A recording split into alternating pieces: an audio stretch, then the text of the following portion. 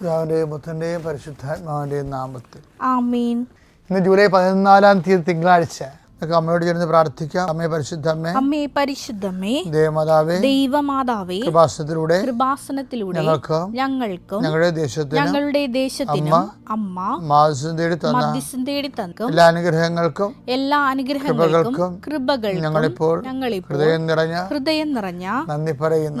അമ്മേ പരിശുദ്ധമ്മേ, ദൈവമാതാവേ, 2004 ഡിസംബർ 7 ഉച്ചകഴിഞ്ഞ് 2:30 കൃപാസനത്തിൽ സംഭവിച്ച അമ്മയുടെ പ്രത്യക്ഷപ്പെടലിനെ കുറിച്ച് തിരുസഭയ്ക്ക് സമർപ്പിച്ചിരിക്കുന്ന പഠനരേഖകളുടെ മേൽ സഭാത്മകമായ പഠനം ആരംഭിക്കുവാൻ ഞങ്ങൾ പ്രാർത്ഥിക്കുന്നു. അമ്മേ പരിശുദ്ധമ്മേ, ഭൂസ്വർലോകങ്ങളുടെ രാജ്ഞിയായ അങ്ങേയ്ക്ക് ഭൗമസംരക്ഷണത്തിനായി പ്രപഞ്ച പ്രകൃതിയെ തന്നെ തിരുസഭ പ്രതിഷ്ഠിക്കുവാൻ ഈ പ്രത്യക്ഷീകരണം വഴി ഇടയാക്കണമേ. പരിശുദ്ധമ്മേ, ജപമാല മാതാവേ, സകല കൃപാസനം പ്രാർത്ഥനകളോടും ചേർത്ത് ഞങ്ങളിപ്പോൾ പ്രാർത്ഥിക്കുന്ന ഈ കുടുംബത്തിന്റെ പ്രത്യേക നിയോഗം.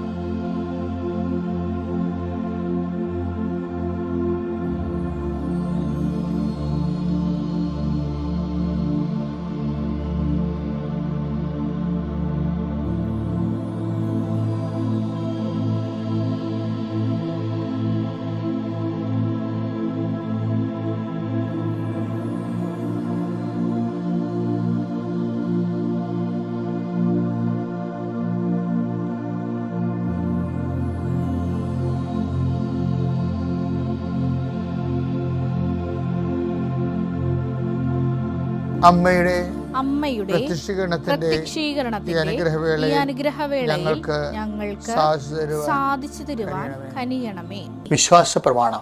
സർവശക്തനായ പിതാവും ആകാശത്തിന്റെയും ഭൂമിയുടെയും സൃഷ്ടാവുമായ ദൈവത്തിൽ ഞാൻ വിശ്വസിക്കുന്നു.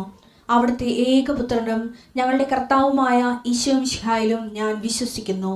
ഈ പുത്രൻ പരിശുദ്ധാത്മാവിനാൽ ഗർഭസ്ഥനായി കന്യകാമറിയത്തിൽ നിന്ന് പിറന്ന് പൊന്തിയോസ് പീലാത്തോസിന്റെ കാലത്ത് പീഡകൾ സഹിച്ച് കുരിശിൽ തറയ്ക്കപ്പെട്ട് മരിച്ച് അടക്കപ്പെട്ട് പാതാളങ്ങളിൽ ഇറങ്ങി മരിച്ചവരുടെ ഇടയിൽ നിന്ന് 3-ാം നാൾ ഉയർത്ത് സ്വർഗത്തിലേക്ക് എഴുന്നള്ളി സർവശക്തിയുള്ള പിതാവായ ദൈവത്തിന്റെ വലതുഭാഗത്തിരിക്കുന്നു.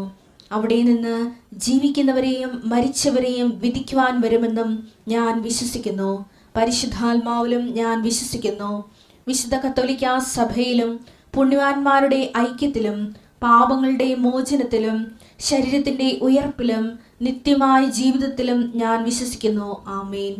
സ്വർഗ്ഗസ്ഥനായ ഞങ്ങളുടെ പിതാവേ, അങ്ങയുടെ നാമം പൂജിതമാകണമേ. അങ്ങയുടെ രാജ്യം വരണമേ. അങ്ങയുടെ തിരുമനസ് സ്വർഗത്തിലെ പോലെ ഭൂമിയിലുമാകണമേ. അന്നു വേണ്ടുന്ന ആഹാരം ഇന്ന് ഞങ്ങൾക്ക് തരണമേ. ഞങ്ങളോട് തെറ്റ് ചെയ്യുന്നവരോട് ഞങ്ങൾ ക്ഷമിക്കുന്നത് പോലെ ഞങ്ങളുടെ തെറ്റുകൾ ഞങ്ങളോടും ക്ഷമിക്കണമേ. ഞങ്ങളെ പ്രലോഭനത്തിൽ ഉൾപ്പെടുത്തരുതേ, തിന്മയിൽ ഞങ്ങൾ രക്ഷിക്കണമേ. ആമേൻ. നന്മ നിറഞ്ഞ മറിയമേ, സ്വസ്തി. കർത്താവ് അങ്ങയുടെ കൂടെ സ്ത്രീകളിൽ അങ്ങ് അനുഗ്രഹിക്കപ്പെട്ടവളാകുന്നു. അങ്ങയുടെ ഉദരത്തിൻ ഫലമായി ഈശോ അനുഗ്രഹിക്കപ്പെട്ടവനാകുന്നു. പരിശുദ്ധ മറിയമേ, തമ്പുരാന്റെ അമ്മേ, പാപികളായ ഞങ്ങൾക്ക് വേണ്ടി ഇപ്പോഴും ഞങ്ങളുടെ മരണസമയത്തും തമ്പുരാനോട് അപേക്ഷിക്കണമേ. ആമേൻ. എൻ്റെ കർത്താവിൻ്റെ ഉന്നതമായ നാമത്തിൽ ഈ പ്രഭാതം നൽകി നന്ദി പറയുന്നു. ഓരോ 2 സെക്കൻഡ് ഓരോ മനുഷ്യർ മരിക്കുന്ന ഈ രാത്രിയുടെ യാമങ്ങളിൽ കോടികൾ മരിച്ചു മാറിയുമ്പോഴും നീ ജീവിച്ചിരിക്കുന്നു എന്നുള്ള സത്യം, ദൈവത്തിന് വേണ്ടി ജീവിക്കാൻ വേണ്ടിയുള്ള ദൈവവിളിയാണ് ഓരോ ദിവസവും. ദൈവവേദനെ, നിൻ്റെ കണ്ണുകളെ, നിൻ്റെ കാതുകളെ, നീ കാണുന്ന കാഴ്ചകളെ, ഇന്ന് കാണുന്ന കാഴ്ചകളെ, ഇന്ന് കേൾക്കുന്ന ശബ്ദങ്ങളെ, നീ സംസാരിക്കുന്ന സംസാരങ്ങളെ, കർത്താവ് ആകാത്ത കാഴ്ചയെന്നും വേണ്ടാത്ത കേൾവിയെന്നും കർത്താവ് നിന്നെ സംരക്ഷിക്കട്ടെ. എൻ്റെ കർത്താവിൻ്റെ ഉന്നതമായ നാമത്തിലെ സഭയുടെ അധികാരത്തിൽ കുരിശിൻ്റെ അടയാളത്തിൽ നിൻ്റെ കാൽച്ചുവടുകളെ കർത്താവ് അനുധാവനം ചെയ്യുകയും നിന്നെ സംരക്ഷിക്കുകയും ചെയ്യട്ടെ. ദൈവവേദനെ, നീ നടക്കേണ്ട വഴി നിൻ്റെ മുഖത്ത് നോക്കി ഞാൻ നിന്നെ ഉപദേശിക്കുന്ന തള്ളി ചെയ്ത കർത്താവിൻ്റെ വചനത്തിൻ്റെ ശക്തിയാലും വാഗ്ദാനത്താലും നീ നടക്കേണ്ട വഴി കർത്താവ് നിശ്ചയിക്കുകയും നീ എത്തേണ്ടിടത്ത് നിന്നെ എത്തിക്കുകയും ചെയ്യട്ടെ എന്ന് പ്രാർത്ഥിക്കും. കടലിൽ സഞ്ചരിക്കുന്നവരുണ്ട്, ആകാശങ്ങളിൽ സഞ്ചരിക്കുന്നവരുണ്ട്, റോഡിൽ സഞ്ചരിക്കുന്നവരുണ്ട്. നീ സഞ്ചരിച്ച് നീ സുരക്ഷിതമായ ലക്ഷ്യങ്ങൾ എത്തിച്ചേരുന്നതിന് വേണ്ടി നിൻ്റെ കെറൂബുകളെ കൊണ്ട് കർത്താവ് നിന്നെ സംരക്ഷിക്കട്ടെ. പിതാവിൻ്റെയും പുത്രൻ്റെയും പരിശുദ്ധാത്മാവിൻ്റെയും നാമത്തിൽ ആമേൻ. എൻ്റെ പ്രിയപ്പെട്ടവരെ, ദൈവം ലോകത്തെ സൃഷ്ടിച്ചപ്പോഴേ ഓരോരുത്തരെയും പേര് ചൊല്ലി വിളിച്ചെന്നാണ് പറയണത്. ഇരുട്ടിനെ ഇരുട്ടെന്നും രാത്രി രാത്രിയെന്നും മൃഗത്തെ മൃഗമെന്നും ഇങ്ങനെ ഓരോന്നിൻ്റെ പേര് ചൊല്ലി വിളി. നാമം ദൈവം ഉണ്ടാക്കിയതാണ്.